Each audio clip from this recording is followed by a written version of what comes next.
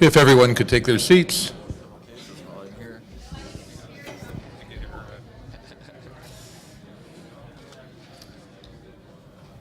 If you could take your seats, please. The fifth panel, and this is part of what's been viewed as the minor overlaps in terms of the 3 or 4 panels in the middle of this group. Staying civil or administrative proceedings, pending criminal proceedings. Our moderator, John Laskin, Mark Sandler to his right, my partner, Sharon Levine, to his left. Thanks, Brian. This panel is very much a variation on a theme, or maybe a pursuit of a theme that you've heard about over the last couple of panels. The scenario with which we're dealing is one in which there are parallel proceedings, either civil or administrative proceedings in parallel with the criminal proceeding.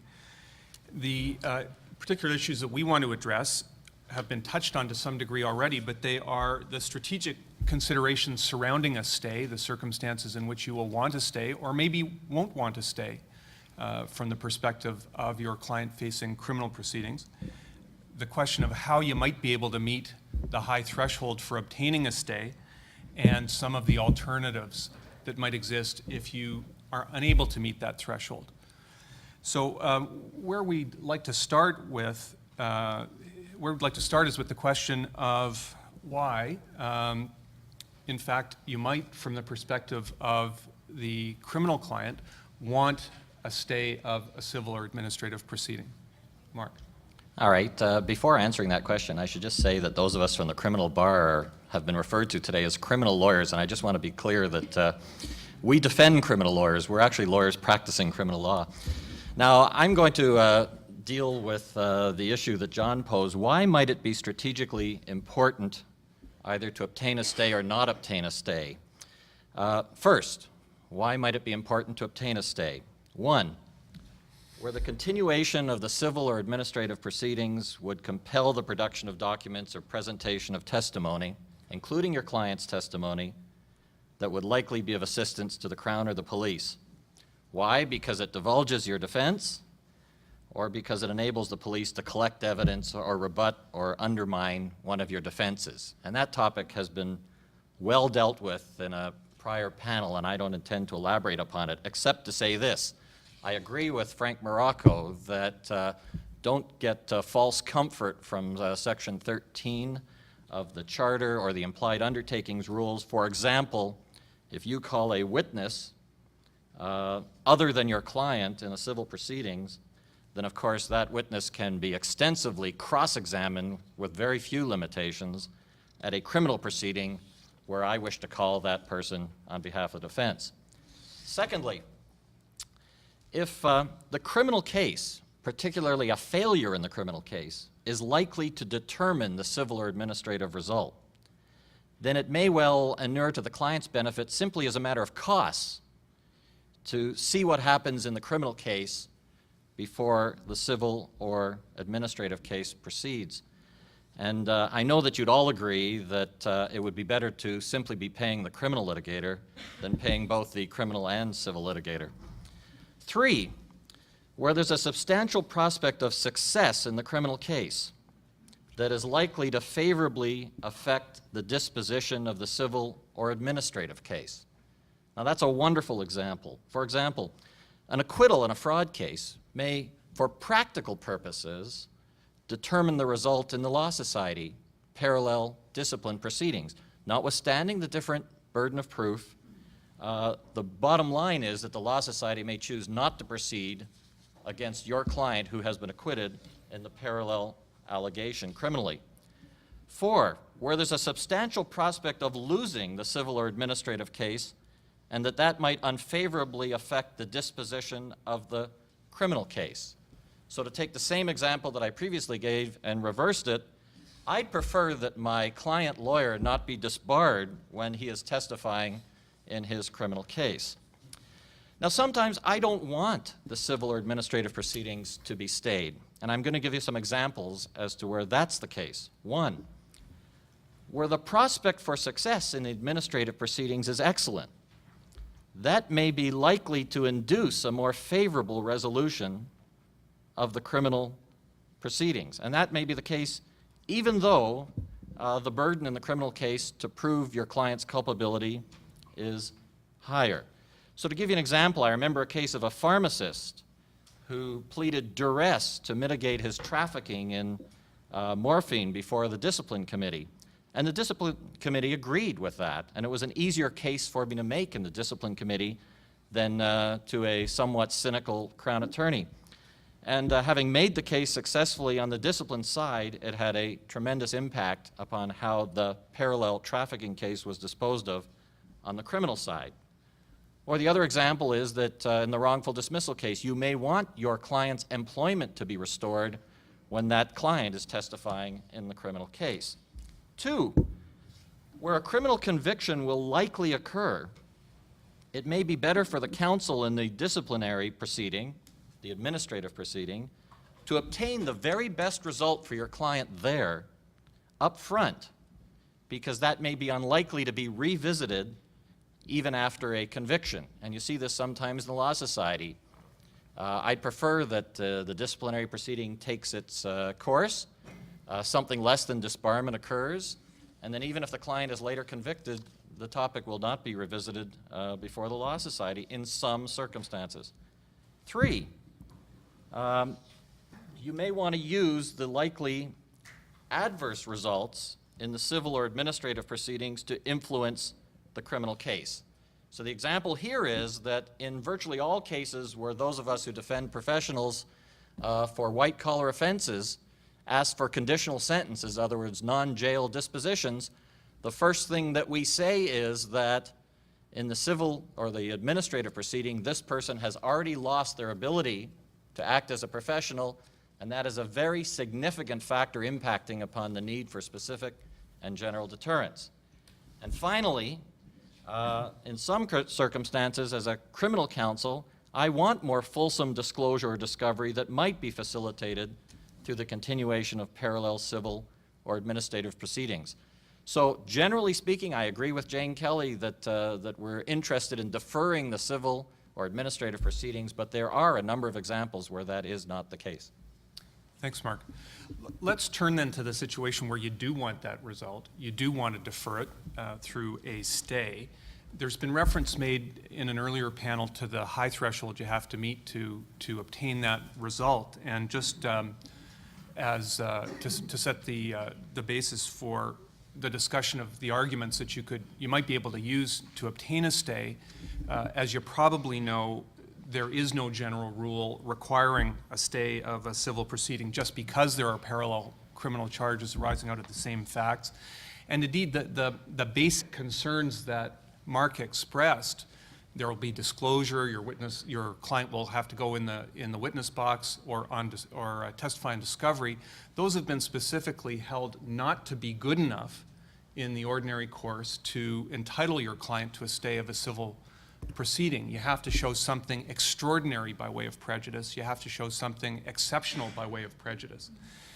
Sharon, taking all that into account, that very high threshold, what are the best arguments you can, as a criminal counsel, excuse me, Mark, supply to your civil colleague to try to get a stay where you want one? Well, although the threshold is high and the test indicates that the types of arguments may not necessarily be sufficient, the very reasons why the stay is strategically important are the best arguments that can be advanced.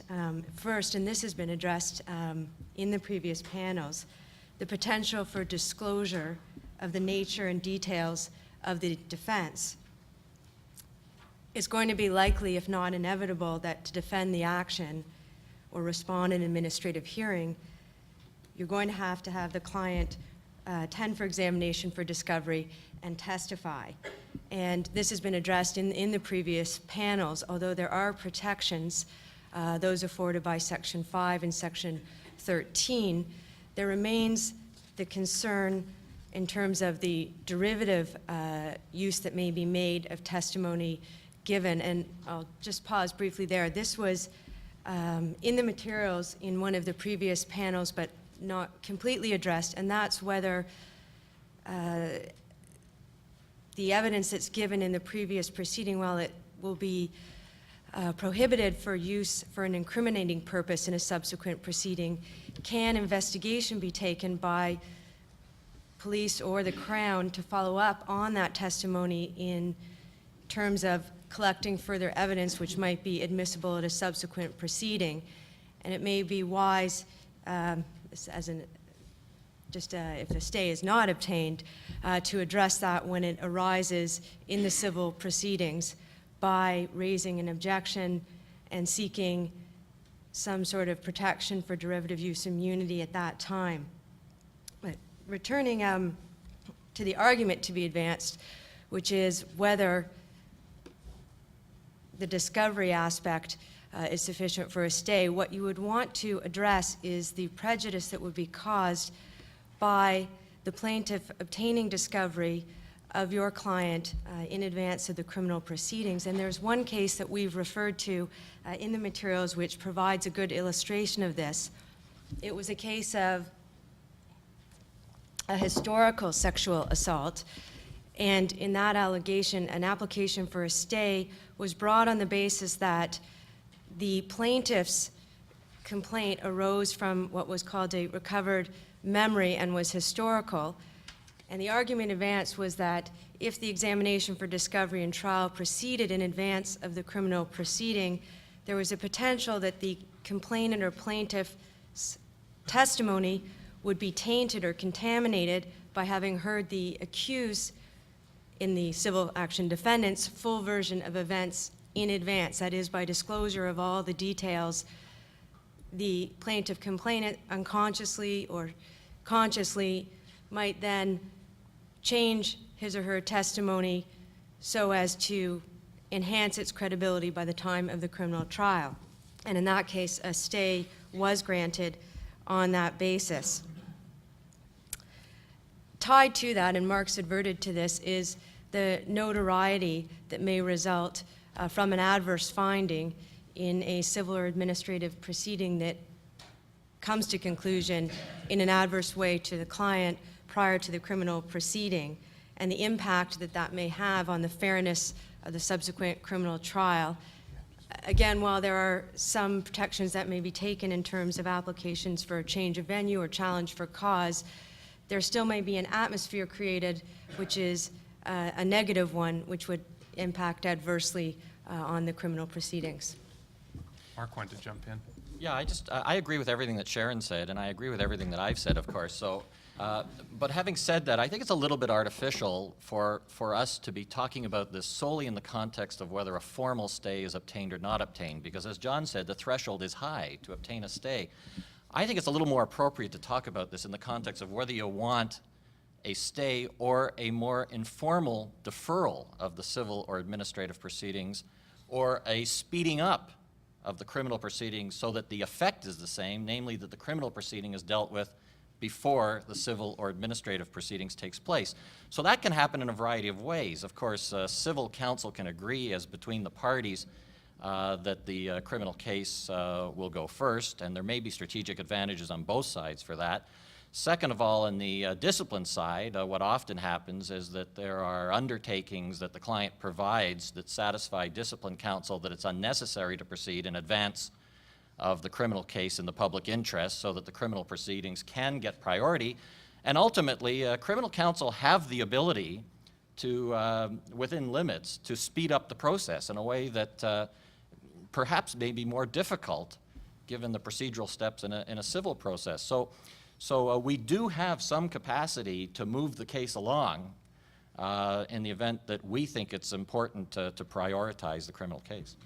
And I do agree that leaving aside all of the concerns and dangers that have been outlined, the most practical approach may be to try to seek agreement from the other side on the basis of the efficiency that will be created in that the determination of one proceeding may well impact heavily on the resolution or even be conclusive of the resolution in the other proceeding, and by advancing that practical argument, you may be able to reach agreement with the other side. And as well as criminal counsel, you may be able to support your civil counterpart in obtaining a stay by providing an affidavit or submissions that outline the burden that would be caused to the accused in the criminal proceeding, litigant in the civil, by having to confront matters on 2 or maybe even 3 fronts at the same time, when allowing the criminal proceeding to go ahead might simply resolve all matters.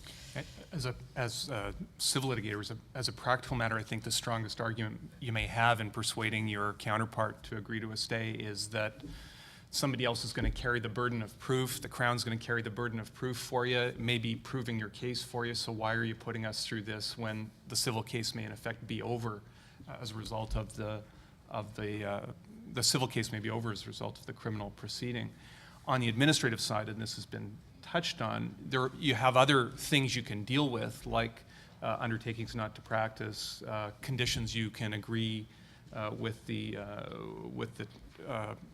prosecutor at the administrative tribunal on, that you can use to affect, as a practical matter, a result that you might not be able to get if you were put to meeting the high threshold of a stay. And that's particularly the case in administrative proceedings where the government's on the other side, or the law society, or a regulatory agency, because they have resource issues as well. And if a prosecution can bear the burden of proving the case against their member, then that's something that may be very attractive to them if they have sufficient assurances that the public interest is being protected in the interim. Now, there have been some references made in the earlier panels about, in effect, alternatives to a stay, recognizing how high the threshold is. If you can't get one, there are some other protections that can perhaps help you achieve some of the results you would be looking for through a stay. There's been reference to Section 5 and Section 13, and because this is such an important issue, I'm wondering if either of you, Mark or Sharon, have a different perspective from what you've heard about the circumstances in which you want to be invoking Section 5. Well, I have a different perspective than you have heard previously, and there's no right or wrongs here, but you should be alive to the different views that are held probably within the criminal bar and the civil bar in this regard. I am generally loath to advise civil counsel to have their clients take the protection of Section 5 of the Canada Evidence Act or the parallel Ontario Evidence Act. And the reason I take that position is, first of all, that if you think it's worthwhile calling my client as a witness in the civil proceedings, I think you'd be delighted not to have that client's integrity and credibility undermined right at the outset by pleading something that is only regarded by the trier of fact as some sort of tacit acknowledgement of wrongdoing.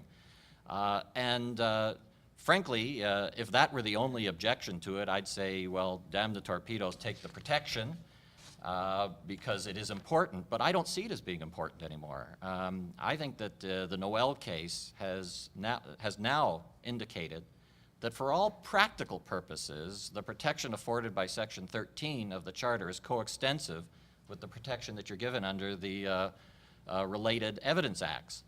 And that being the case, why take the protection and cause some concern for the civil litigator who's calling the client when you invoke it?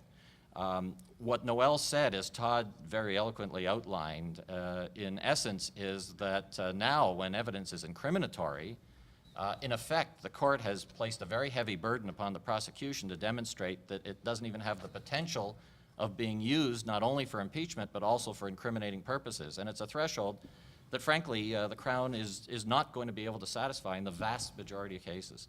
So that's just my perspective on it. I know others hold a diametrically opposed view. Sharon, do you have thoughts on other steps short of a stay that might get you some of the way there? Well, some of these are outlined in the materials, and not as familiar with in that they involve more aspects of civil procedure, and that would be working with the civil counterpart to try and protect the use that can be made if the civil proceeding does go ahead, the use that can be made of the evidence taken in those proceedings, examples such as publication bans, sealing of evidence, ensuring compliance with undertakings, not to use it. Excluding parties from discovery. There's an example in one of the cases in the materials where a party was to be excluded from the examination for discovery because that person would also be involved in the criminal proceeding, and there could be then a seepage outside the sealing order that had been granted.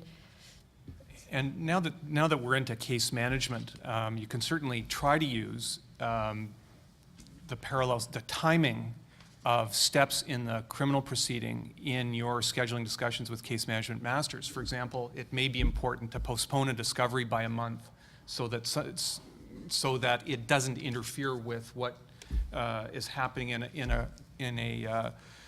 a criminal case. And there is at least some receptivity, I think you'll find, on the part of masters to being, even though they're driven by this imperative to move things along now, there's at least some receptivity on their part to just adjusting case schedules, case timetables, to avoid really direct problems of the kind to which Sharon has referred. And in the cases, there's some greater degree of success in that you're not asking for an indefinite stay or to stay something sine die, but to say it needs to be postponed or adjourned till the next step, a midway position.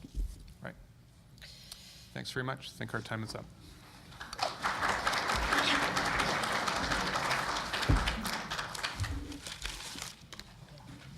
Thanks. Thank you. Thank you, John, Sharon, and Mark. If I could introduce the next panel as they are coming up. Frank Neubould is the senior civil litigator at the Toronto office of Borden Ladner. John Norris is with Ruby and Edworth, and Bill Trudell is a criminal counsel who practices on his own.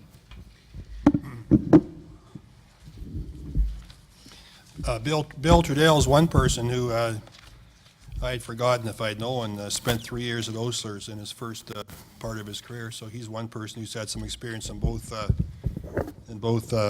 civil and criminal. I left a long time ago because they didn't want to hear about criminal law.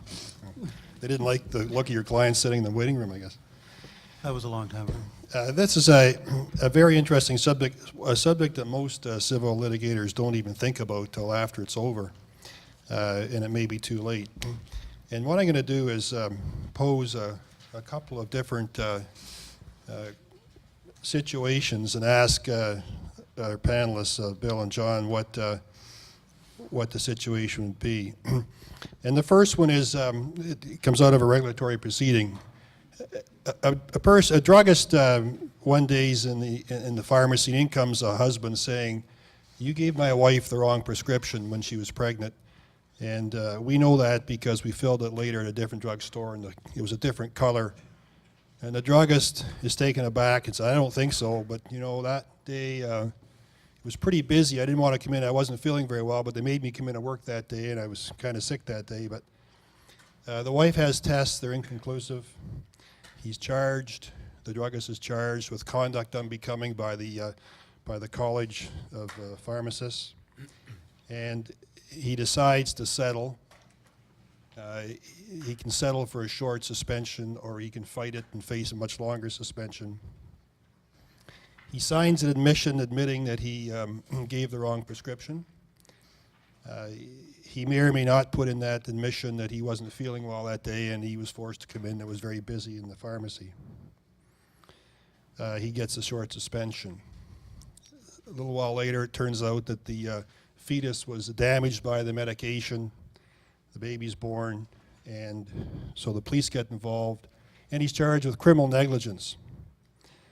What use can be made of that admission statement at the college? What use can be made of the evidence he gave to the husband? What use can be made of the finding conduct unbecoming? Bill?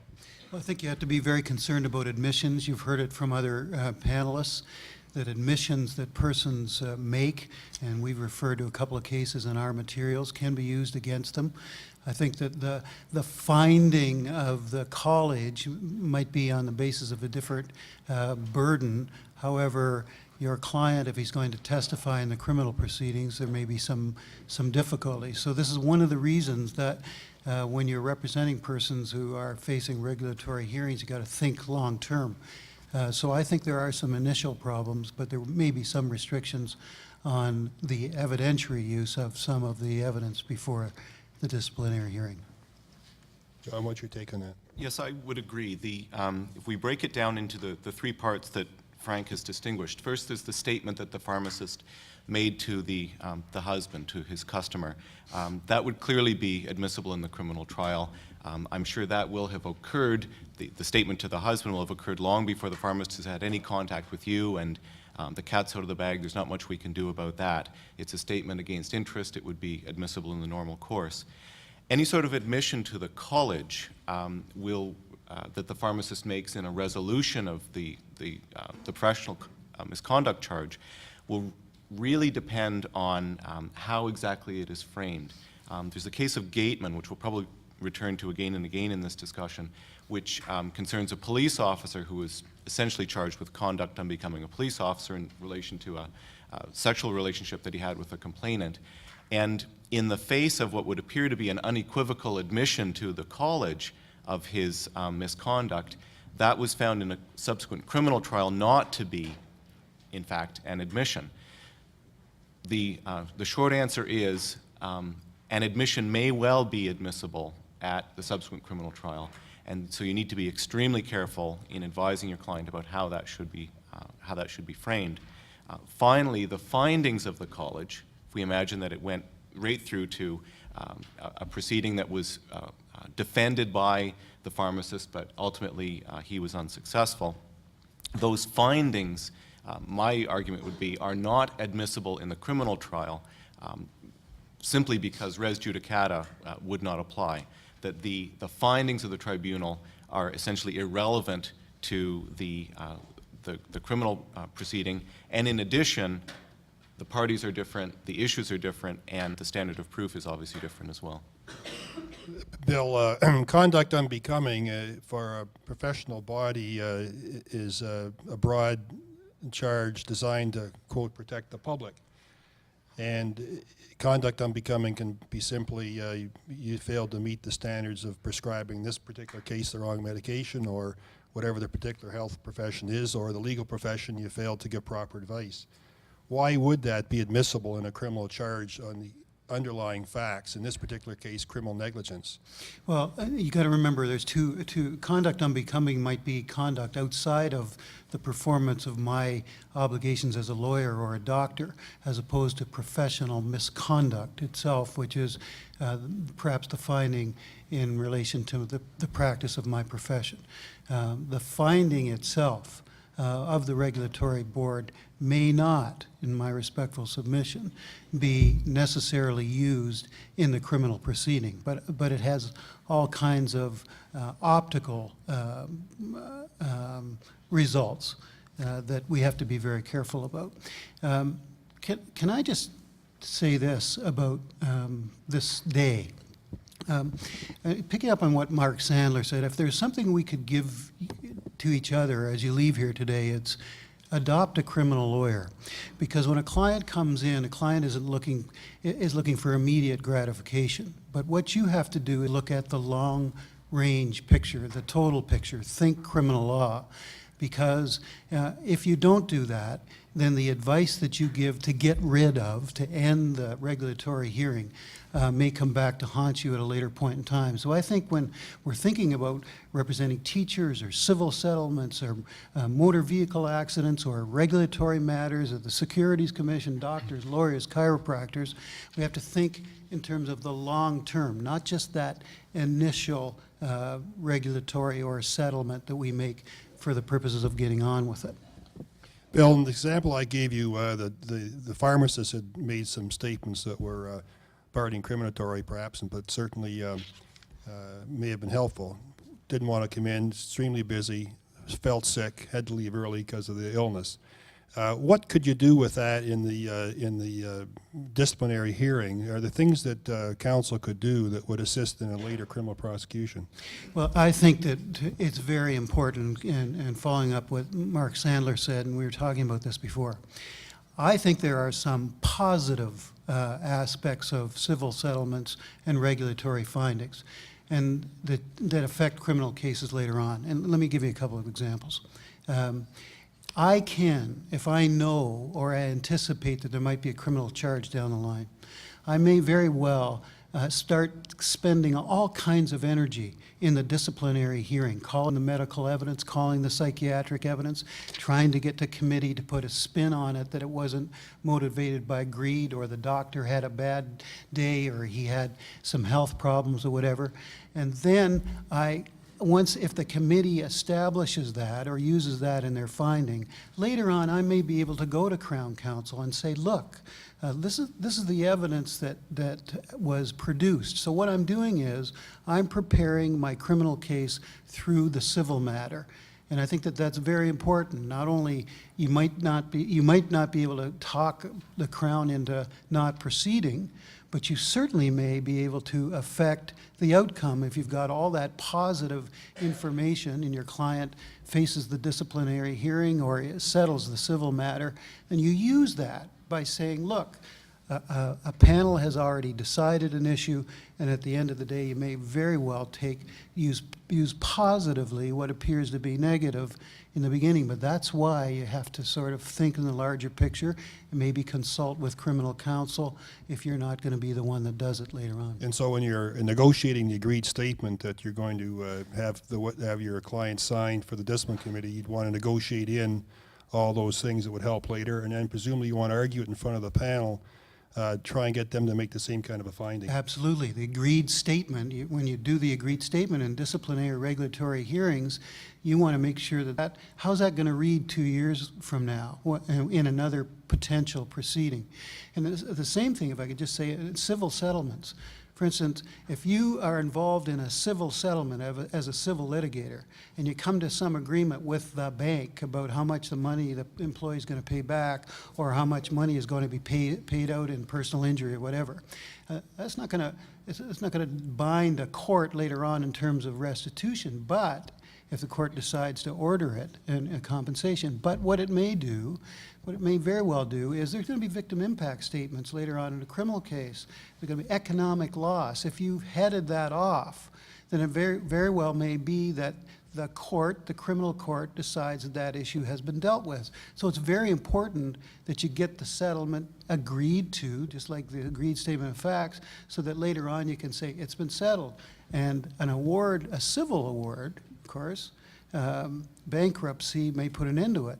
An award in a criminal court, not going to. Let me pose a second question because it gets to that issue.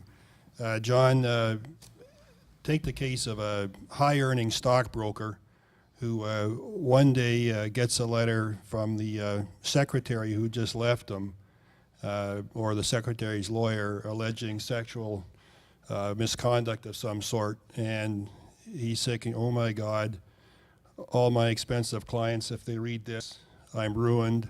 My wife doesn't listen to me anyway. She'll never believe my denial.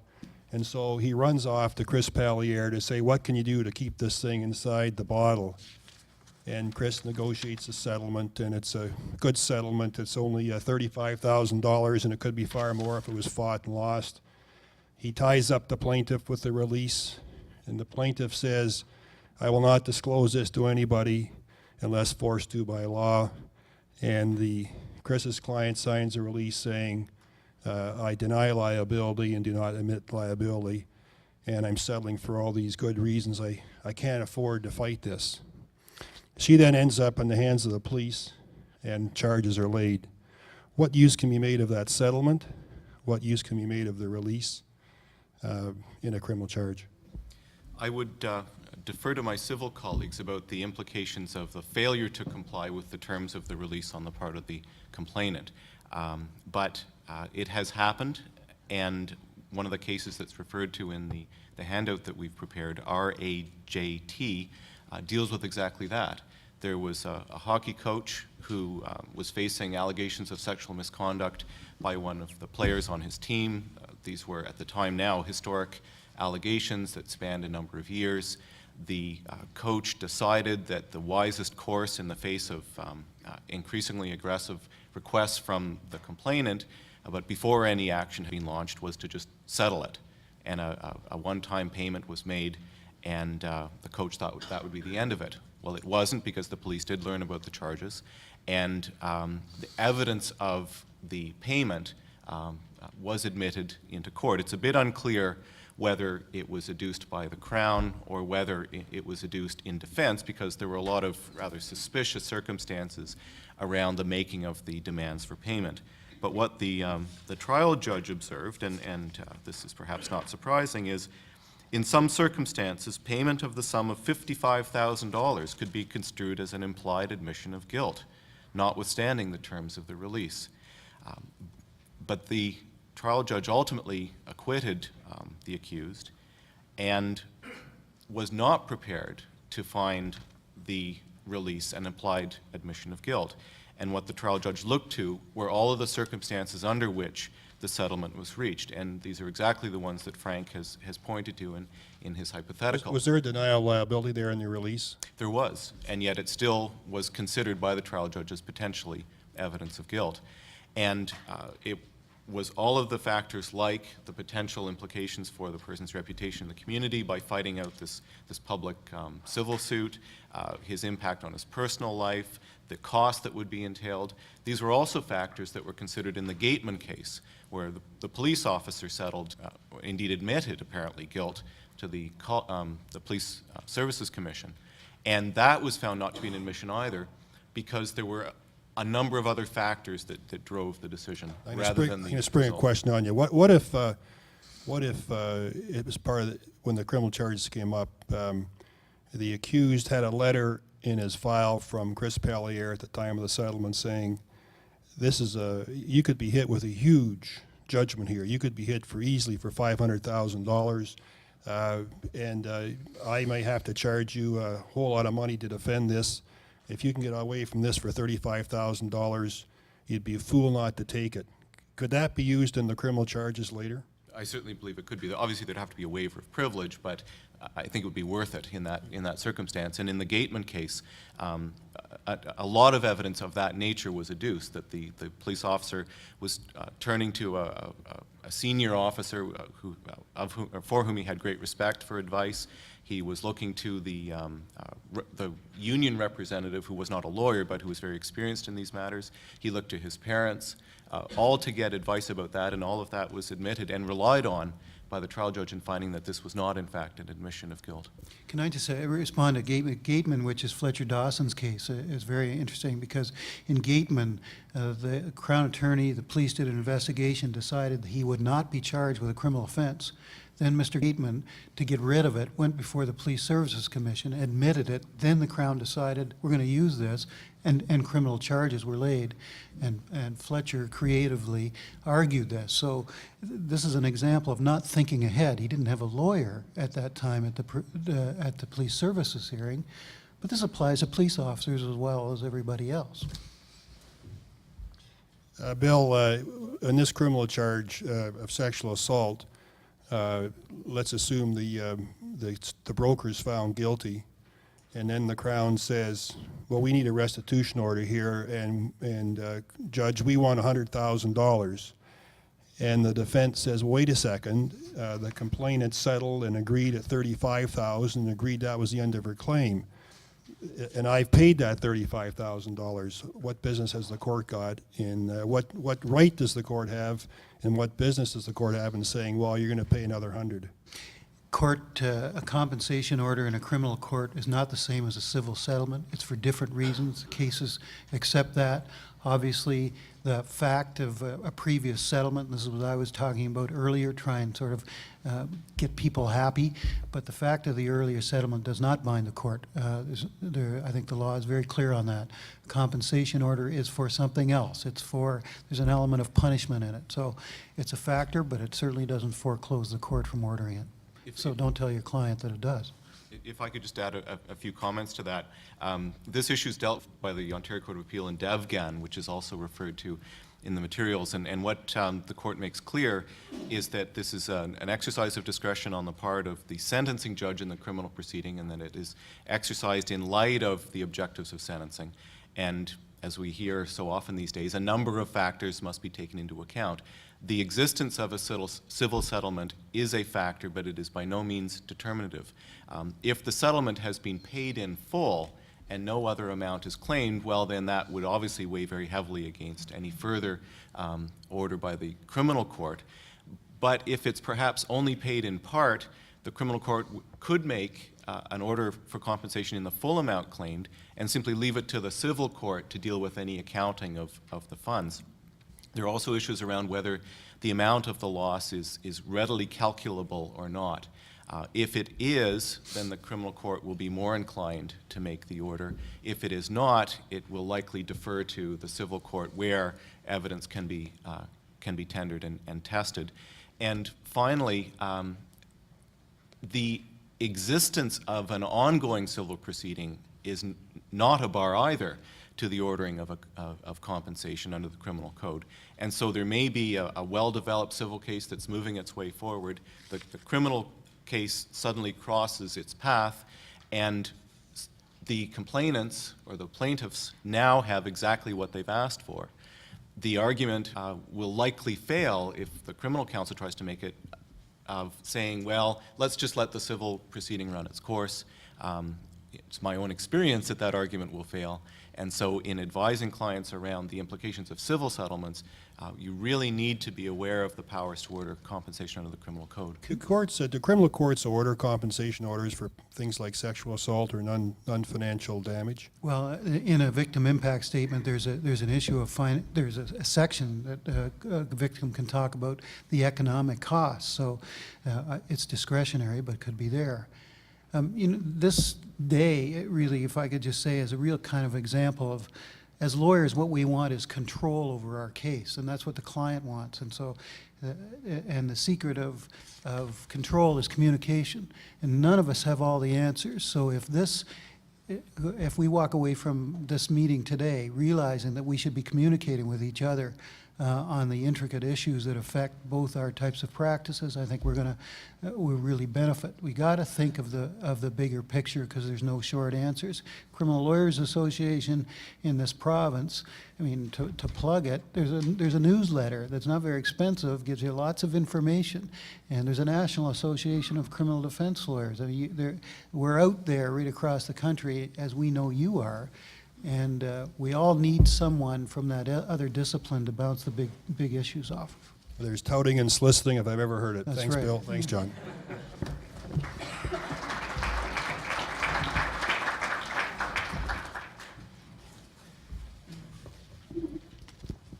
Let me introduce our next panel as it makes its way to the podium. The panel is going to be chaired by our civil litigator, Peter Osborne, a partner at Lenzner Slatt. Pitch hitting for his partner, Peter Griffin, today. Thank you very much, Peter, for coming in at short notice. To his left, or to his right, will be, as soon as Greg finds a seat, will be Greg LaFontaine, a respected criminal counsel, and who is, in fact, editor of the Criminal Lawyers Association newsletter, the organization to which Bill Trudell alluded to just a moment ago. And on Peter's left, Brian Greenspan, my classmate and longtime friend, and of course someone who needs no introduction in matters of criminal law, particularly white-collar criminal law. Gentlemen. Thanks very much, Terry. We are talking about MLAT, as you will have seen from the materials, the Mutual Legal Assistance in Criminal Matters Act, MLAT as it's called around town. It's now 10 years old. It has received surprisingly little airplay on the civil side of the field. I think that's about to change. It gives effect to treaties designed to accommodate requests from other jurisdictions for help in criminal investigations and prosecutions, and I say both investigations and prosecutions. You may not be aware of MLAT. You may wonder what it has to do with your practice, particularly if you don't do much cross-border work, and particularly if you don't do any criminal work at all. but you should be aware of it. I think that everything that crosses your desk that says MLAT should come with one of those triangular radioactivity warnings. It's a major piece of legislation, I think. It has some scary provisions in it for us civil litigators, and it's something about which we should all certainly be aware. I wonder if I could ask you, Greg, to take us through in 10 words or less a basic framework of the Act, what it does, and then we'll ask Brian why he's so passionate about making sure we're all aware of it.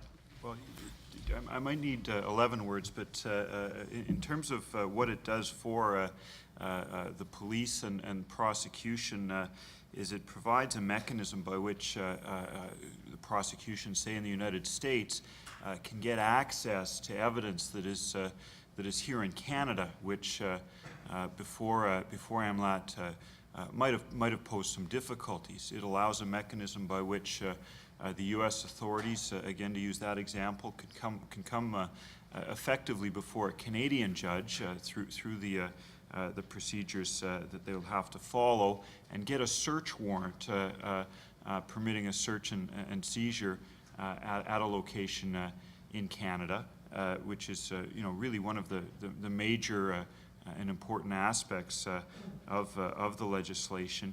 And the second really important and most important, in my view, aspect of the legislation is that it provides a means by which a foreign state can seek an order to have a person who is in Canada be examined under oath during the course of an investigation.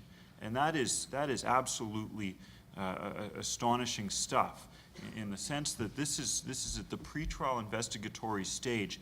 The Canadian police, in the ordinary course, if they're investigating a Canadian crime, wouldn't usually have the power to get a potential witness or even a suspect, or certainly not a suspect, in front of a judge under oath and compel answers from them.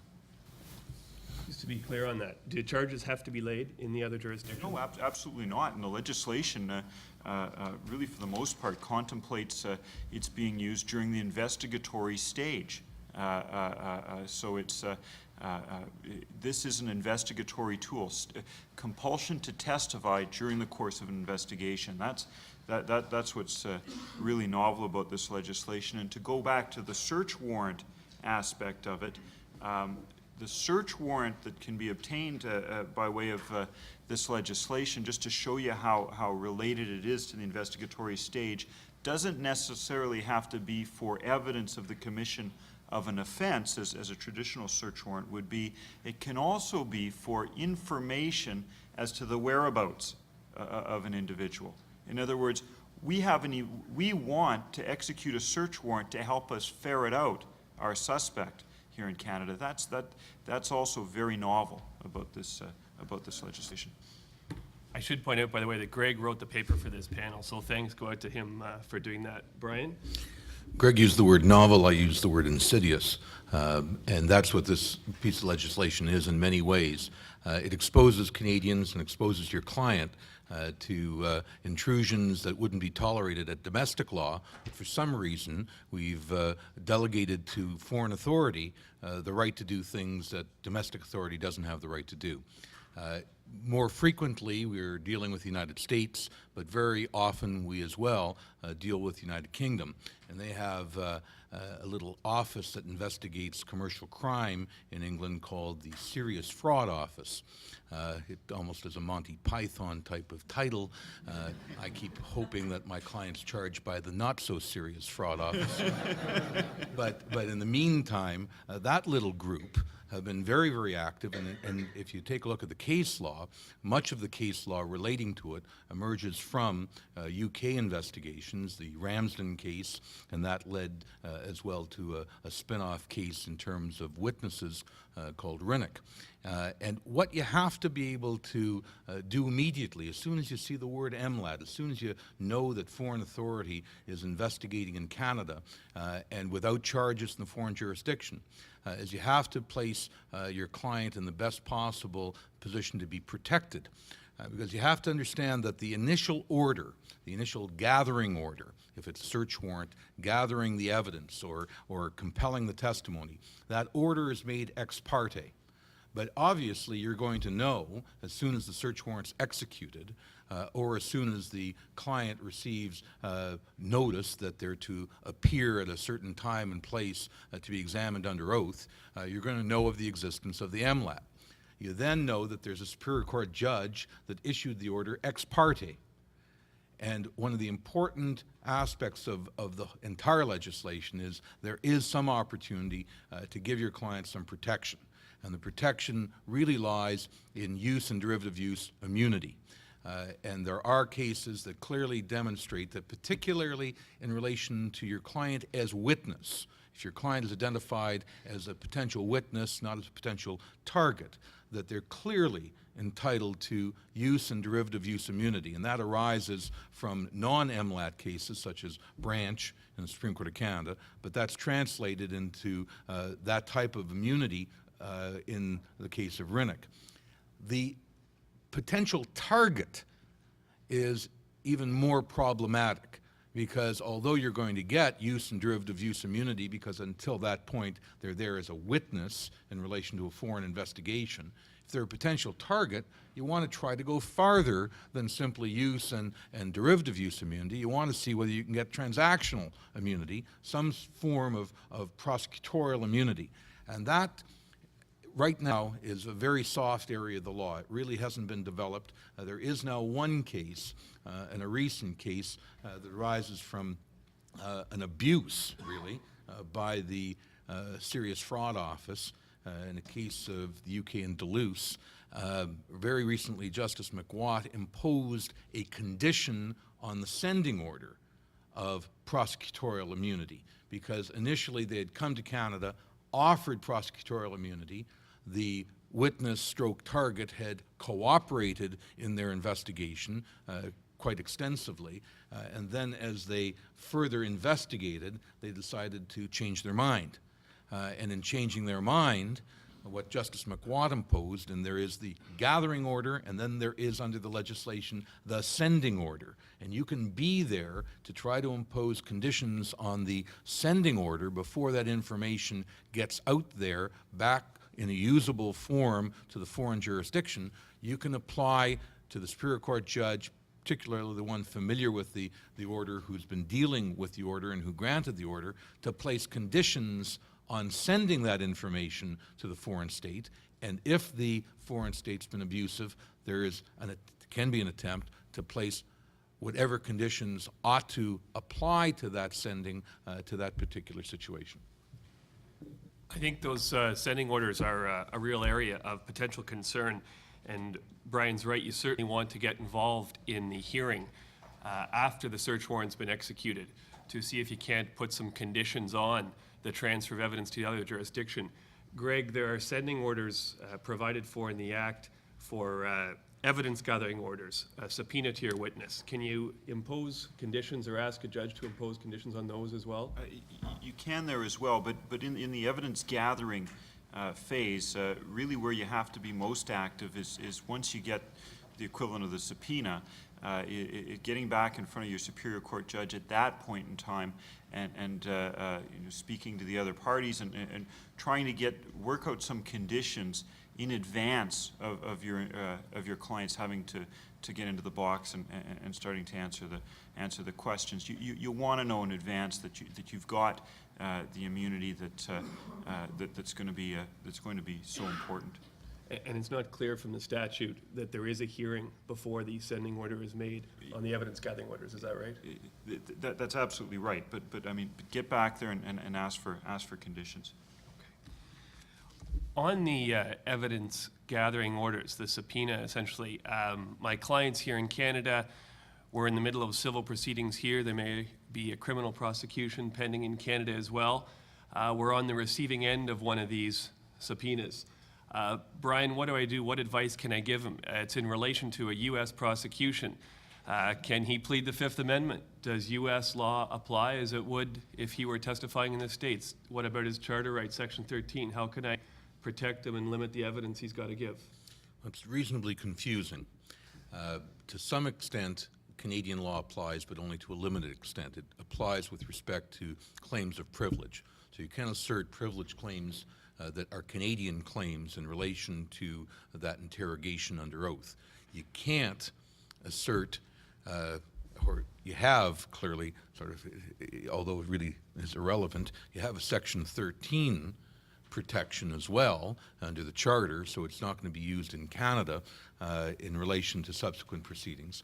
But that right really is of little moment because it's foreign investigation, so it really isn't applying to future or anticipated Canadian proceedings. What you don't have, and what you really ought to have and need, is in relation to an American proceeding, you need Fifth Amendment rights, but you don't have those rights because the assertion of a Fifth Amendment right on Canadian soil is of little moment to American authority. There have been attempts and occasionally on agreement, and it really depends on why the MLAT has been created, whether they simply want, sometimes for various purposes, the Americans only want the assertion of the privilege or the Fifth Amendment right for purposes of their prosecution for other reasons, for tactical reasons. So there have been a few occasions where what happens is this. The MLAT request is made. They know that the witness wants to assert a Fifth Amendment right in the United States, doesn't have the right to assert it on Canadian soil, so that the interrogation or investigation or examination is scheduled to take place with the cooperation of the American government at an American consulate. And so you technically step onto American soil and have the examination take place on American soil, and in those circumstances, the witness can assert the Fifth, which can only occur if that's what the other side wants, and with the concurrence of the American government. Otherwise, you're going to be stuck at Rosenberger's or one of the civil special examiners' offices. You're going to be on Canadian soil, and although you might simply say, I want to assert the Fifth and let the Americans worry about it down the road, quite frankly, it's pretty clear that that is not or doesn't have binding effect in the United States. In terms of the UK, quite frankly, again, they'll just look at it, they'll make their determinations in accordance with their law, and although you might try to on the record, suggest that this is an involuntary procedure, I'm required here under threat of contempt to comply with this foreign order, the order of our court requiring the foreign examination. Therefore, I'm here, unwillingly and involuntarily. That might have some effect upon the UK courts, but it probably won't on American courts. Okay.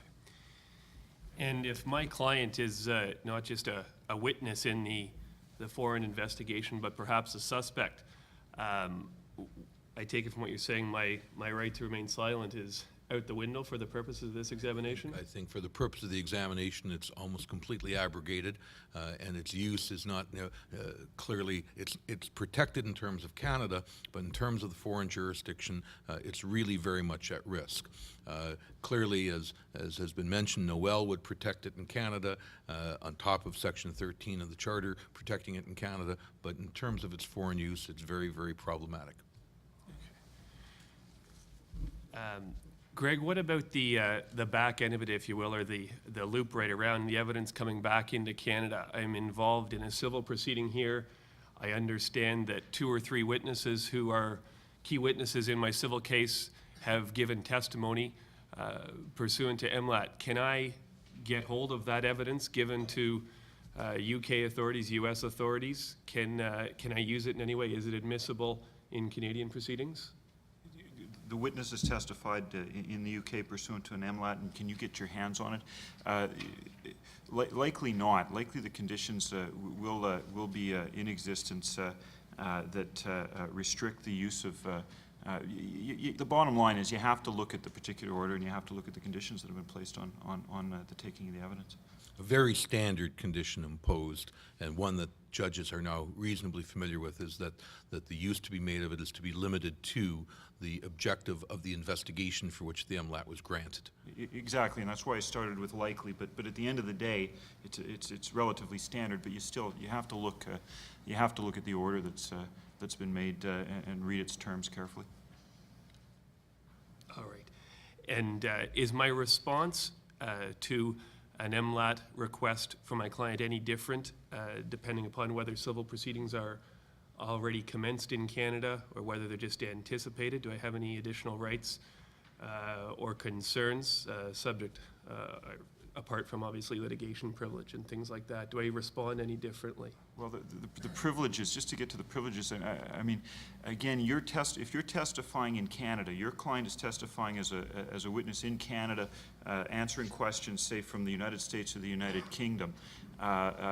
Something that came up when we were discussing this earlier that I just wanted to throw out there is, while the American law of admissibility applies generally speaking, we also have within the legislation that our law of privilege can be asserted during the course of the examination of the witness. So really, you almost need a lawyer with dual legal citizenship or one of each, so that when you have one on the right side of your client and one on the left side of your client, the American legal expert saying, no, you're going to refuse to answer that question because it violates American some aspect of admissibility in America, and a Canadian lawyer on the other side saying, no, you don't have to answer that question because that's privileged. The question arises, why not also, what if the privilege in America is more extensive than the privilege under Canadian law? Why not have the American lawyer assert the American privilege? Because I don't see anything in the legislation that ousts the ability of the American lawyer or your client to rely on the American law of privilege in addition to the Canadian law of privilege, where the Canadian law of privilege might not be as beneficial to your client as it is as the American law. Brian, let me ask you a question. We're seeing more and more virtual evidence, if you will, or evidence given in various proceedings, civil and criminal, by video link up, conference call, satellite phone, whatever. How's that interact with the provisions of this legislation? So we have 1 minute to answer this. Our recent experience actually is very interesting for the perhaps second or third time in Canadian history. In a criminal case in England, there was a video link up to Toronto where, pursuant to MLAT, a witness was required to attend in a Toronto courtroom, video link to England in the midst of a jury trial in England, and gave evidence here, which was, again, virtual evidence in terms of its impact there. The British barristers actually attended in Canada and were in the video room in the university courthouse while he was being examined and cross-examined. The Crown Counsel was in England, the Defense Counsel was in Canada, and this was transmitted live to a jury in London. So that, again, was permitted and was certainly expedited through the MLAT legislation, which permits for video link. Thank you. That's our time. So let us just leave you with the warning again that your assumptions on which we conduct our examinations here don't apply under MLAT necessarily. So be careful. Thank you.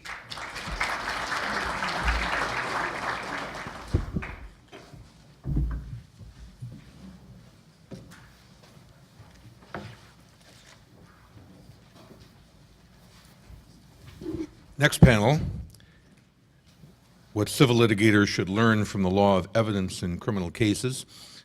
Jeff Leon, the moderator. David Porter is going to occupy both wings. Unfortunately, Marlis isn't able to be with us today, and so David is going to sit to Jeff's left for the time being and move over to the right in about 10 minutes. Thanks, Brian. As near as I can tell, my role here today is to simply moderate David's speech. So let me give you a couple of words of introduction to our topic. Those of us who do civil litigation have become, I think it's fair to say, somewhat blasé about the rules of evidence. We all make arguments from time to time about relevance and privilege, but I think we've probably become quite used to hearing the judicial mantra of, well, counsel, there's no jury here, let's just let it in and I'll deal with it as a matter of weight at the end of trial. The fact is that the law of evidence, particularly in the criminal context, has been developing since we all left law school, and there is a significant body of the law of evidence in the criminal context that is beginning to have increasing relevance to civil proceedings, not only in the context of administrative and regulatory proceedings, but in the context of civil lawsuits. David, I think, has done a wonderful job of bringing together much of that law of evidence, really as almost a primer of the law of evidence as it exists today in 4 or 5 areas of the criminal law. The first it relates to the exclusion of evidence based upon principles of unfairness or a breach of the charter. And what the law in this area does is focus us on how the evidence was obtained and whether the way in which the evidence was obtained justifies its exclusion at trial, notwithstanding its potential relevance. David, I understand, was the counsel in the criminal case involving WAG, and he will tell us more about that and the application of charter to civil cases in that context. But David, what is the current state of the law in terms of exclusion of evidence, and what are its implications for civil litigators? Thanks, Jeff. As criminal lawyers, we often think of the main basis for exclusion of evidence as resulting from a charter breach, and that is certainly true.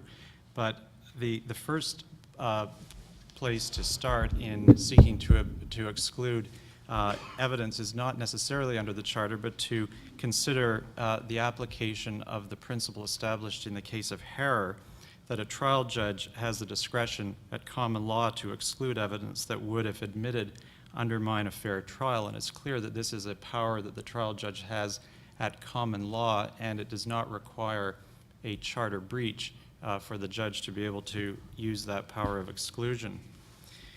With respect to the evidence of, with respect to the exclusion of evidence which has been obtained by a charter breach, it's apparent from the WAG case, which I'll discuss in a moment, that this may be relevant to civil counsel, where in a subsequent civil action, a party seeks to use evidence which has previously been obtained by the police in violation of the charter. And with respect to the law that governs the exclusion of evidence that has been obtained by a charter breach, the case of Stillman is the leading case, and it's rather technical, and I will refer to some of the language of the case. In determining whether evidence which has been obtained by a charter breach may be excluded, it's important to determine whether the evidence is conscriptive or non-conscriptive. And evidence is conscriptive when an accused in violation of his charter rights is compelled to incriminate himself at the behest of the state by means of a statement, the use of the body, or the production of bodily samples. And real evidence which is obtained as a result of the compulsion of the accused in this way is also considered to be conscriptive evidence, derivative conscriptive evidence. So in determining whether the evidence may be excluded, you have to classify it as conscriptive or non-conscriptive based upon the manner in which it was obtained. If it is non-conscriptive, its admission will not render the trial unfair, and the court will consider the seriousness of the breach and the effect of the exclusion on the repute of the administration of justice. If it is conscriptive and the Crown fails to demonstrate on a balance of probabilities that the evidence would have been discovered by alternative non-conscriptive means, then its admission will render the trial unfair, and it will generally be excluded. If the evidence is found to be conscriptive and the Crown demonstrates on a balance of probabilities that it would have been discovered by alternative non-conscriptive means, then its admission will generally not render the trial unfair, and the court will look at the seriousness of the charter breach and the effect of the exclusion of the evidence on the reputation of the administration of justice. And the seriousness of the charter breach will be determined based upon the interests involved, whether the breach was willful or flagrant or committed in bad faith. In the WAG case, what occurred was that the accused in the criminal case had allegedly made a statement which was excluded based on a breach of his right to counsel. And in the subsequent civil action, the issue arose at the stage of documentary production as to whether the accused defendant needed to produce a copy of the alleged statement which was part of the Crown brief, but which had been previously excluded in the prior criminal trial. And Justice Blair in the divisional court indicated that it did not have to be produced in the civil case, and noted that whenever one party to a civil suit invokes or relies upon government action to produce what amounts to the infringement of another party's charter rights, then charter values are invoked, and said that such is the case here, so that it was held that because in the criminal case it had been determined that the alleged statement had been obtained by a violation of the accused's right to counsel, it did not need to be produced. And interestingly, what the case appears to contemplate is that in a case where that issue has not been previously determined in a prior criminal trial, then it appears, at least on the basis of this case, to be up to civil counsel to object to the production of the statement and to argue on a motion, essentially what appears to be a charter voir dire with respect to the alleged charter breach. And that motion would be, it appears, in the context of a broader motion in which objection has been taken to the production of the Crown brief, and that issue is determined appropriately as to whether or not the entire Crown brief has to be produced. David, there in the WAG case, Justice Blair does refer to different types of civil proceedings that may arise out of factual situation related to criminal proceedings. He says, he notes fraud cases, malicious prosecution cases, negligence cases brought against the Crown arising out of the Crown's conduct in dealing with criminal scenarios. Are there other existing examples where the charter breaches have been relevant in non-criminal contexts? There's an interesting line of authority in BC. It's somewhat esoteric, involving civil actions by ICBC, the Insurance Corporation of British Columbia, which is a Crown agent. And in the context of determining whether or not an insured person's alleged impairment violated a policy of automobile insurance, where the ICBC sought to rely upon breathalyzer samples taken by the police, allegedly in breach of the driver's charter rights, then the issue of the admissibility of that evidence was obtained by reference to the existing law with respect to the exclusion of evidence obtained by a charter breach. The other area where it has arisen, it was previously referred to, I think, by Scott Fenton, is in the context of investigations, actual investigations which are purported to be audits under the Income Tax Act, and the decisions of Jarvis and Ling have confirmed that where the predominant purpose of auditors from CCRA in doing a purported audit of a taxpayer is indeed to conduct a criminal investigation, and that it results in a breach of the taxpayer's Section 7 and 8 charter rights, and in some related authority where, following charter breaches in the context of income tax audits, the CCRA has sought to use the information so obtained in reassessing the taxpayer in certain cases, such as O'Neill Motors, the notice of reassessment has been vacated as having been dependent upon the information obtained by the charter breach. In other cases, such as Norwood referred to in the paper, it was determined that the appropriate remedy in relation to the charter breach was the exclusion of information which had been obtained, but not the vacating of the notice of reassessment.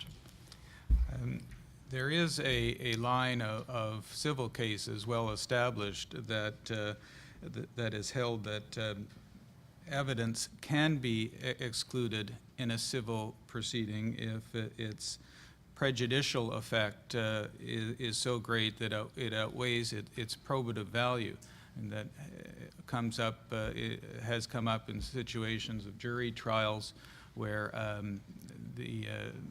an attempt has been made to keep evidence from the jury because it would unduly inflame the jury. What's the current state of criminal law on that principle? The Seaboyer case stands for the proposition that the trial judge has a discretion to exclude Crown evidence where the probative value of the evidence is outweighed by its prejudicial effect. Where the evidence offered is defense evidence, it may only be excluded where the prejudice substantially outweighs its probative value. And as Jeff has indicated, there are existing civil cases which have applied the same evidentiary principle in the civil context. One area of the criminal law in terms of evidentiary principles that has undergone significant development over the past decade is the area of similar fact evidence. Again, in a general sense, the same principles ought to apply in civil cases as criminal cases. What is the latest word on similar fact evidence? The latest word on similar fact evidence is found in the two decisions of the Supreme Court of Canada in Handy and Shearing. And I must say, having followed this issue over a number of years, these cases are well worth reading. They're quite an admirable attempt by Justice Binney to bring together the previous law and put it together in a relatively consistent way, and to deal with some very troublesome issues in the area of similar fact evidence. The case confirms the prior test that evidence of an accused's bad character or disposition to commit offenses is presumptively inadmissible unless the Crown proves on a balance of probabilities that the probative value of the evidence outweighs its prejudicial effect. It confirms that the logic of similar fact evidence depends upon the objective improbability of coincidence, so that an absence of collusion between the similar fact witnesses and the witness to the alleged offense is essential for the similar fact evidence to have probative value.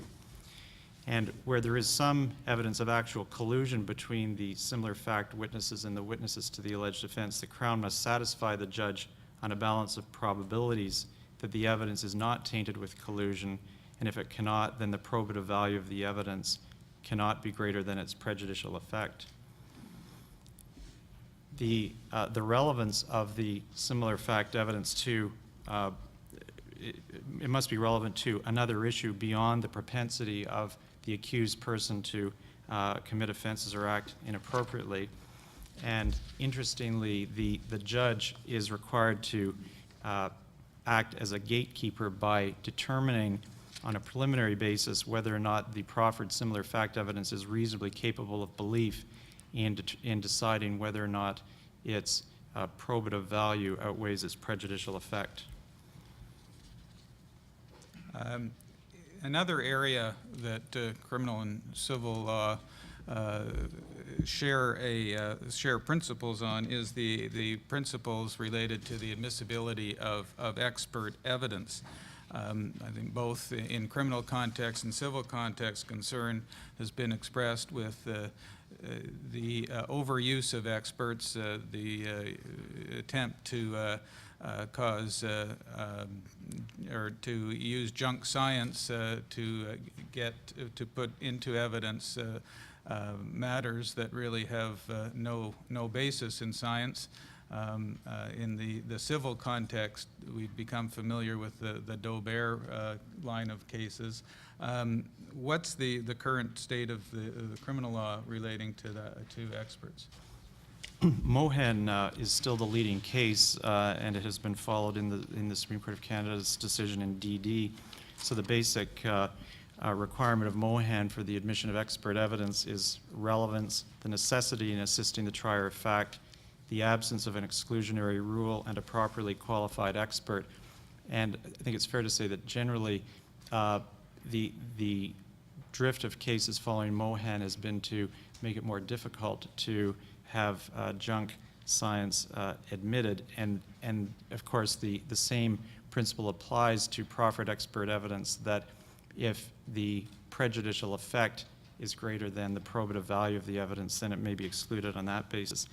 In DD, the Supreme Court considered whether expert evidence on delayed disclosure of child sexual abuse was admissible, and held that it was not, that it failed the requirement of necessity, and stated that mere helpfulness is too low a standard to warrant accepting the dangers inherent in the admission of the evidence. In an interesting twist, Justice Major held that because the proffered expert evidence was reflective of the law on the issue, it was not necessary, but could have been appropriately the subject of a jury instruction, and for that reason said the evidence was not admissible, but essentially the essence of the evidence could have been stated to the jury, which strikes me as a somewhat dangerous proposition if junk science is elevated to the level of a potential jury instruction. We just have the judges giving the expert evidence instead of the experts. In 1 minute, is there still a rule against admitting hearsay evidence? Yes, there is, and interestingly, in Starr, it has been established that the traditional categories of hearsay, which are said to be admissible, have to comply with the requirements of necessity and reliability. But this is the overarching principle in deciding whether or not hearsay that may fall into the traditional categories of an exception to the hearsay rule may be admitted. So I think it's open to us to seek to exclude what might have been traditionally admissible as an exception to the hearsay rule under one of the categories that are well known, on the basis that in the context in which it is offered, it is neither necessary nor reliable. Thanks. I guess our time is up. I commend to you a number of the cases that are referred to in David's paper, particularly a number of the civil cases as well, where the courts have dealt with these issues. Thank you.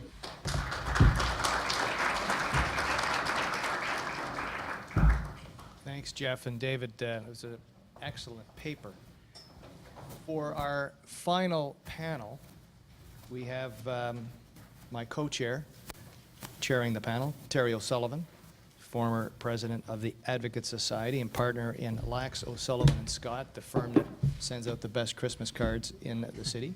Brian Heller from Heller and Roebuck, and Doug Hunt. We are particularly blessed with this panel because they have spent a great deal of time in their practices dealing with international matters, and in particular giving advice to directors of corporations, both domestic and international. So they bring to bear a great deal of expertise from which we will all benefit. Thank you, Chris, and thank you all for staying a little bit past the scheduled time on a cold Saturday.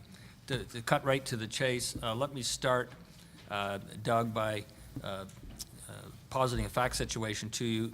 You've been consulted by, say, a director of a multinational company which is being investigated in respect of alleged criminal or suspected criminal wrongdoing on the part of some of its employers or officers. Could you tell us what some of the concerns you would have, some of the practices you would follow in setting up your relationship with a company, starting your factual investigation, and collecting evidence? Well, there'd be four questions that I'd want to quickly determine the answer to in order to prepare to set up to do the work. The first question, and I think the most important one, is who am I being asked to represent? The director has called I don't know what the authority of that director is to retain me to do anything in particular on behalf of the company, just that particular director, other directors, employees of the company. So the call could have come from anyone. Indeed, I'd have the same question. It could have come from the chairman of the board, the CEO, the CFO, in-house counsel, outside counsel. No matter what the origin of the call, I think the first question that has to be answered, and the person who calls may not have the answer. They may be calling really to get you involved, and you're going to have to sort this out with others. But the first question is, who am I representing? The authority of each person who calls, or each of the potential people that call you in, could be quite different with respect to their ability to actually give you instructions on behalf of others that may be involved in this retainer. The second question, and I think this is equally important, is what am I being asked to do? What is my authority on this retainer going to be? And I've got to look at that from the perspective of immediate, that is short-term, mid-term, long-term. Quite often, at the initial point of being retained, it's not clear just how far the retainer may go. It may involve, you may be asked, as in the case that Terry posits, to investigate something and report. Report to who would be a question. You may be asked to assist someone else who is in the process of investigating a set of facts and reporting back. You may simply be asked to advise the director or the board with respect to procedures applicable in Canada in relation to investigations and possible prosecution. You may be asked to deal with a very specific police request that has come in for information or access to an individual, or a request suggesting that there's a search warrant. You may be asked to assist in the company or an individual in cooperating with the police. In other words, decisions may have already been made that it may be irreversible, or they may be there is a possibility to give advice on that and to reverse them. The other main reason why you may be called, and I think this is the one that really injects a note of caution into this, is are you being retained to defend the director, or more than one director, the board of directors, or perhaps even the company with respect to a potential criminal charge? Because if you are, your response may have to be quite different in order to effectively do that, or indeed if you're asked to do one of the other tasks that I've mentioned, your response may have to be different as well. The reason for that is that if the primary purpose that you're being called in for as a criminal lawyer is to represent somebody, the corporation or an individual, in respect of a potential criminal charge, then you're going to have to be careful how you go about one or more of these intermediate steps. The person who calls you may think they want you to investigate something and get all the facts, interview people, understand what went wrong, report that back, when in fact, and believing that you will be able to represent the company and defend it in the course of a potential criminal charge. In carrying out that very first request, which would be the immediate or short-term task you've been assigned, you may create a situation for yourself where you can't effectively represent the company. There's a vast difference between investigating a situation, learning all there is to know about it so that you can satisfy an inquiry or a need from someone who has called you in, and learning what you need to know about a situation in order to defend the company in a criminal context. In fact, you may not want to do certain things if that is the primary purpose of the retainer. You may not want to do certain things at the outset, which you may do personally later or through another route later. But you need to sort out at the very early stages, what is it that this client, whatever that is, the corporation or the individual, what is it that they really want from me? Am I going to be able to satisfy all of their requests, or am I going to have to step back and determine that there are some that I can't satisfy in order to be consistent with the retainer? The third question that I would want to have an answer to very quickly is, what are the reporting arrangements that go with this retainer? Who am I to report to? What am I expected to report back? If I'm being retained by an individual, director or officer, then solicitor-client issues will arise in the context of that individual, which may preclude or seriously limit my ability to report on what I learn to other directors, the chairman of the board, or to senior officers of the company. If the retainer that I'm really being asked by the director to undertake is on behalf of the corporation, then the solicitor-client issues will arise, but they may cut quite differently in terms of who I want to speak to and how I want to deal with the information.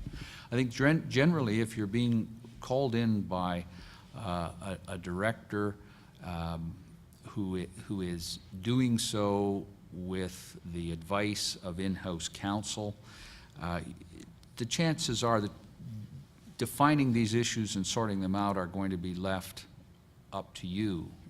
They will be looking to you to conduct the retainer in a way that maximizes the protection for them. If you're being called in by outside counsel, then possibly some of the decisions that are going to have to be made have already been made. There may be protections in place that allow you to work through this complex of issues. The fourth question that I would want answered is, who's going to pay for my services and what attachments go with that? What kind of information am I going to have to provide in order to receive payment? If I'm being retained by an individual director or even the board of directors, what authorization is there for payment? What will I be expected to tender? Do I have to submit dockets, which may show others within the corporation what the nature of the work that I've been doing has been? And you'd want to make sure that right at the outset it's understood that you are going to be paid. You're going to be paid in an appropriate way without in any way jeopardizing what it is you're asked to do. Now, if the main issue is a factual investigation, that's the immediate concern, and quite often it will be, then you have a series of questions. Should you do it yourself? Should you bring in others, such as forensic experts, accountants, investigators, in order to assist you? Other lawyers, perhaps, to assist you. Because again, as you go through this issue and start interviewing people, you may learn more than you want to learn at that particular point in time. You may create problems in terms of the information that you get and what you have to do with that. If you use internal staff, for example, you have control issues. Where is that information going to go? Is it going to affect the task that you've been given? Are there going to be privilege issues arise? If you're representing the corporation or an individual director or group of directors, then you don't represent the corporate employees, many of whom you may have to interview, some of whom may be implicated in the situation that has caused you to be brought in. And if so, do you have a duty to say anything to the employee if you begin to perceive that they may be implicated? Perhaps at the end of the day, the company is going to want to go to the police with information about the employee in the hopes that that is going to assist the company's position vis-a-vis the police. So these are issues that will have to be determined by you before you get into actually conducting the investigation. And of course, there's going to be a lot of pressure on you in most situations to get in there and start doing something right away in order to have the answers. One of the issues you'll have to deal with in the course of a factual investigation, and perhaps much more current than it would have been several years ago, is what happens with the documents. You're going to have to quickly determine what are relevant documents, but they may be subject to a corporate document destruction policy. Does the policy need to be suspended in order to prevent destruction inadvertently, or destruction that's not inadvertent but that is covered by the fact that it was done pursuant to a policy, and perhaps the policy needs to be rewritten. So those would be first and foremost in my mind, Terry, at the time that I was called in, getting answers to those questions. Thank you, Doug. Brian, in acting for a company in the situation or the circumstances that have been described, it'll be, how do you establish your relationship, first of all, with the authorities in terms of deciding how you're going to interact with them and how much you're going to cooperate with them at all? And secondly, how do you establish your relationship with the people internally who may have relevant information? You know, Terry, my relationship with the police and with the Crown is really going to be determined by who I'm acting for. And when you listen very closely to what Doug has described, and of course what he says is accurate, you're still left with respect, wondering, what do you do when you walk into a boardroom the first time you're called by a corporation? And this has happened so many times in our respective practices. And you've got a chairman of the board there, and perhaps a vice president, a controller, perhaps a general manager, and they all want to talk to you because there's some mega police investigation that is coming down on them like a Mack truck. And they're very anxious. And the first thing that you've got to do is you've got to establish who's your client, because there's an issue of solicitor-client privilege. And you've got all of these people there, and you know right away, heading into it, that there may be deals to be struck for every single one of those individuals in that room. Maybe there's an individual who want to roll over and get an immunity grant and jam it, so to speak, to the company. Maybe the company's going to want to roll over and jam it to a particular recalcitrant employee. So I think to start, before I even speak about my relationship with the police and with the Crown with respect, you've got to address, what do you say the first time you come into that meeting? And it's a matter of personal practice, but I feel that one is duty-bound when you come in to make it crystal clear, if you are there on behalf of the company, that whatever the individuals are telling you is not covered by solicitor-client privilege that belongs to them. It is the privilege that belongs to the corporation. And it'll get people thinking in the room, and maybe they won't want to talk to you. And of course, in your capacity as counsel for the corporation, that may not do the corporation a whole lot of good. But honorably, to mislead individuals in the room and to let them think that what they're saying to you is somehow going to be protected and can never be used against them causes extremely large issues. And I simply recommend to you, if I may, a very recent decision of the Supreme Court of Canada, the Queen and Neil, N-E-I-L, released in November of this past year, where in a very, very interesting and compelling judgment, Mr. Justice Binney, speaking for the Supreme Court, reminds counsel in this country that one's duty of loyalty includes a duty to avoid conflicts of interest, among other things. So let's assume for the moment that I'm acting for a corporation. Now the question is, What do I do when I walk into the police? Then the question becomes, well, what's our game plan? Who's on first? Who's on second? Do we want to plead guilty? Do we want to fight? Do we want to try and bail out and perhaps cooperate? And these are issues, it's almost like you've got a punch game where one thing pops up and another thing goes down and you put your hand on that and another one pops up. So you've got to have your macro strategy. You've got to know what your client wants done. If your client turns to you and is a corporation and says, we want out, then the question is, well, what do you mean out? If you did something, are you telling me you want me to wrap it up quickly? Or are you telling me you want me to try and take steps to have you not charged at all? And where that will lead you is when you sit down with the police, you're going to establish a cooperative, polite relationship with the police. It sounds so trite, but if you have relationships that have been built on for years, where a police officer knows that he or she can trust you, you will get so much more accomplished. And if you take a cooperative stance, let's say, if that's your strategy with the police, then you can do a number of things for your client. And I'm simply giving it to you because of time limits today in bullet point form, if I may. But these are some of the huge things that you can accomplish for your client. You can avoid search warrants.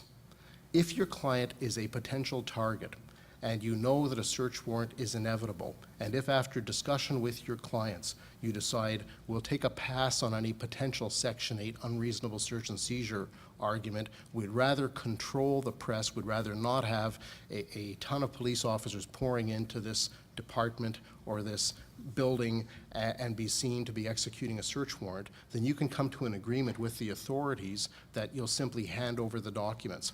If the authorities perhaps want to have a look at the documents and don't want to trust you in terms of gathering them and providing them, you can go so far, and we've done this, I'm giving you practical experience, okay? You can go so far as to establish a protocol for a search and seizure that will take place on such and such a date, and you agree on parameters of what's going to be seized. If issues arise, how those issues will be dealt with, such as solicitor-client privilege, public interest privilege, if it's a governmental agency, ministry, department, things like that. So right away, you can start to structure the way the investigation goes. Secondly, you get a real bird's eye view as to where this investigation is leading. Information is your best friend. You have to do what you can to make sure that the lines of communication generally are open between you and the prosecutor. If you have issues with respect to the legality of the search, let's say, for example, your client is a public company that is in the midst of an offer, an issuing offer, and this is, I would think, said somewhat facetiously, a material fact that a search warrant is in the process of being executed and would have to be reported to the appropriate Securities Exchange Commission. What happens if you take a look at the warrant and you realize that it's bad? It's just bad, it never should have been issued. Now, your choice is go to court, cause a stink, make your material fact report, and of course, cause enormous financial harm to the company, or sit down with the police officer, ask if a Crown attorney has been assigned to the matter, get a Crown attorney on board, get an acknowledgement that perhaps, this doesn't happen every day, but it does occur, get an acknowledgement that the search is bad, and simply have the documents returned. End of story. That's what cooperation does for you. Cooperation also allows you, as counsel for a corporation, to perhaps argue, we didn't benefit economically. It is a rogue employee. You're simply looking at us, and it's unfair. It's the employee who did it. Let us cooperate, and you can, in turn, charge the employee. So these are things that you'll be thinking about as you go, and in fact, at the end of the day, if the corporation is guilty of something, all of that type of cooperation can assist it in arriving at a resolution that will give perhaps a minimum amount of publicity, again, a corporation's best friend, no publicity, and a minimal sentence. Now, if you're acting, however, for a director, let's just flip the coin very briefly. The director might look around and say, you know something, right now, and this happens a lot, this corporation's my best friend. They want to pay for my legal fees. The embrace occurs. Don't worry, we're all on side. And all you have to do is relate to your client how many times over your years of experience you've seen corporations change management, rethink its position, and a year down the line decide to cut bait, either by the corporation pleading guilty and leaving the director out in the cold, or simply saying, you know something, that person's the bad guy, we knew nothing, we want to turn against him. So there's a real issue to canvass with your client, if your client is an individual, early on as to whether or not he or she wants to become a Crown witness. And you're going to want to negotiate your immunity. So apropos to relationships, Terry, vis-a-vis the police, and it really folds into the Crown as well, it'll all depend on who you're acting for, and it'll lead from there. In the time that remains, Doug, I know that there are a number of relationships that the council has to manage in a situation that has been described, where you're brought in to give some advice to the company or the directors, and those include the types of relationships that have been described by Brian. But let me just focus on two for a moment and get your views on the relationship with employees who may be witnesses and who may want to have their own counsel advise them in that situation, on the one hand, and that relationship with the insurance company. If the company has insurers, how do you try to minimize the cost to the company by having the insurers pick up the cost of counsel, and either for you or for the employees, and meet the reporting obligations to the insurer without breaching privilege? I think the first question, which is how do you deal with employees who want to have counsel, is a tricky one, because you are no doubt under an obligation to make sure that an employee that you're proposing to talk to understands that you're not that employee's lawyer. How far you have to go in explaining what that means in terms of the privilege that would attach, or what you're able or not able to do with the information that is given, will depend on the circumstances and the employee, the nature of your retainer, what it is you're hoping to accomplish. It will arise from time to time that certain individuals want their own lawyers. Of course, that may affect the likelihood that they're going to talk to you and allow you to carry out the mandate that you've been given. Helping them get a lawyer, dealing with questions of who's going to pay that lawyer, may well fall to you to do. Now, there is nothing wrong with the company looking after its employees by assisting them with independent counsel, but then the nature of the relationship between counsel and that employee, and between you, who may be representing the company or the directors at that time, and the counsel, will become important. Counsel obviously are going to have to take their instructions from the employee. The instructions may not be parallel in interest to yours. If that emerges, then so be it. Hopefully, you're going to be able to demonstrate to the employee and to counsel that it's appropriate and in everybody's best interest to cooperate. On the other issue of how one deals with the insurer, obviously the first question will be, is there coverage? What's the nature of the policy?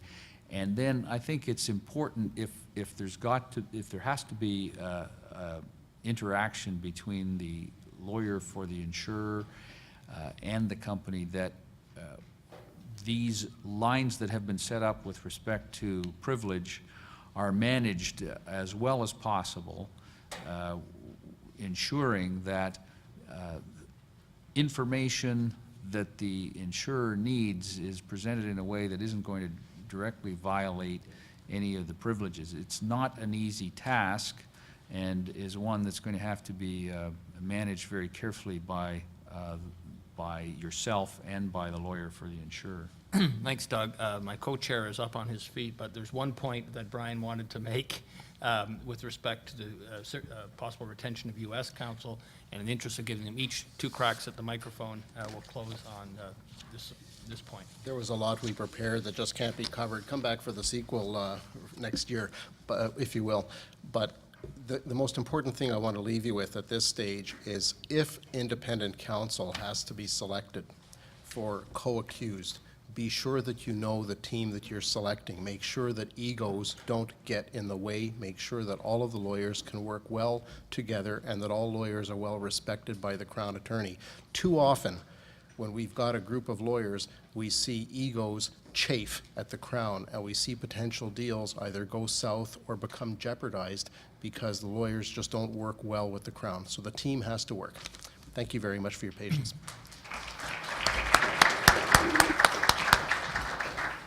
As we said at the outset, every one of these panels could have gone on for at least an hour. This is a perfect example of it.